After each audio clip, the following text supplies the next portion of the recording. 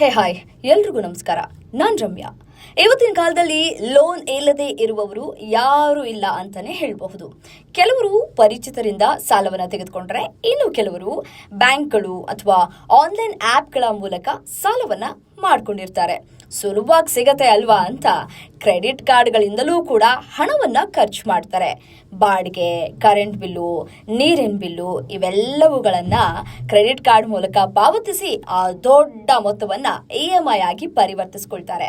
ಪ್ರತಿ ತಿಂಗಳು ಸ್ವಲ್ಪನೇ ಹಣ ಕಟ್ಟಿದ್ರೆ ಆಯ್ತು ಅಂತ ಅಂದ್ಕೊಳ್ತಾರೆ. ಆದರೆ ಕೆಲವೊಮ್ಮೆ ಈ EMI ಕಟ್ಟೋದಕ್ಕಾಗದೆ ಸಾಕಷ್ಟು ಜನ ತೊಂದರೆಯನ್ನ ಪಡ್ತಾರೆ. ಹಲವಾರು ಕಡೆಯಿಂದ ಸಾಲ ಮಾಡಿಕೊಂಡು ಕೊನೆಗೆ EMI ಕಟ್ಟೋದಕ್ಕಾಗದೆ ಕೈ ಸುಟ್ಕೊಳ್ಳೋರ ಸಂಖ್ಯೆನೇ ಇತ್ತೀಚೆಗೆ ಹೆಚ್ಚಾಗ್ತಾ ಇದೆ. ಅಲ್ಲದೆ EMI ಕಟ್ಟೋದಕ್ಕಾಗದೆ ತುಂಬಾ ಜನ ಆತ್ಮಹತ್ಯೆಯನ್ನ ಮಾಡ್ಕೊಳ್ತಾ ಇದ್ದಾರೆ.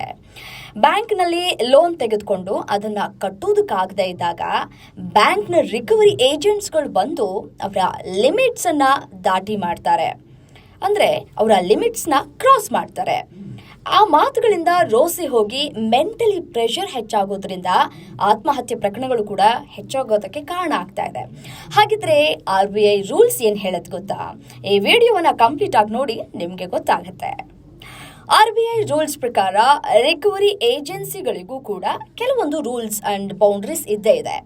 ಕೇವಲವಾಗಿ ಮಾತನಾಡುವಂತಿಲ್ಲ, ಬೆಳ್ಳಂಬೆಳಿಗ್ಗೆ ಅಥವಾ ಲೇಟ್ ನೈಟ್ಸ್ ಕಾಲ್ ಕೂಡ ಮಾಡುವಂತಿಲ್ಲ. ಫಿಸಿಕಲಿ ಹರಾಸ್ಮೆಂಟ್ ಆಗಿರಲಿ ಅಥವಾ ಪದೇ ಮನೆಗೆ ಬರುವಂಥದ್ದಾಗಿರಲಿ, ಈ ಅಕ್ಕಪಕ್ಕದ ಮನೆಯವರ ಮುಂದೆ ಅವಮಾನ ಮಾಡೋದಾಗಿರಲಿ, ಲೋನ್ ತೆಗೆದುಕೊಂಡವರ ಫ್ಯಾಮಿಲಿ ಮೆಂಬರ್ಸ್ ಇರ್ತಾರಲ್ಲ ಅವರನ್ನ ಕಾಂಟ್ಯಾಕ್ಟ್ ಮಾಡಿ ಹರಾಸ್ಮೆಂಟ್ ಮಾಡೋದಾಗಿರಲಿ, ರಿಪೀಟೆಡ್ ಆಗಿ ನಿಮಗೆ ಫೋನ್ ಕಾಲ್ಗಳನ್ನಾಗಲಿ ಮಾಡುವಂತಿಲ್ಲ. ರಿಕವರಿ ಏಜೆಂಟ್ಸ್ಗಳ ಹರಾಸ್ಮೆಂಟ್ ಹೆಚ್ಚಾಗ್ಬಿಟ್ರೆ ನೀವು ಲೀಗಲ್ ಆಕ್ಷನ್ ಅನ್ನ ತೆಗೆದುಕೊಳ್ಬಹುದು. ಅವರ ಮೇಲೆ ಪೊಲೀಸ್ ಕಂಪ್ಲೇಂಟ್ ಅನ್ನ ಕೊಡಬಹುದು. IPC ಸೆಕ್ಷನ್ 503 ಅಂಡ್ 506 ಪ್ರಕಾರ ಕನ್ಸ್ಯೂಮರ್ ಕೋರ್ಟ್ ನಲ್ಲಿ ಕೇಸ್ ಹಾಕಬಹುದು ಅಥವಾ ಹೋಮಾಬುಡ್ಸ್ಮನ್ ಅಪ್ರೋಚ್ ಮಾಡಬಹುದು. ಇದು RBI ಅಧೀನದಲ್ಲಿ ಕೆಲಸವನ್ನ ಮಾಡುತ್ತೆ.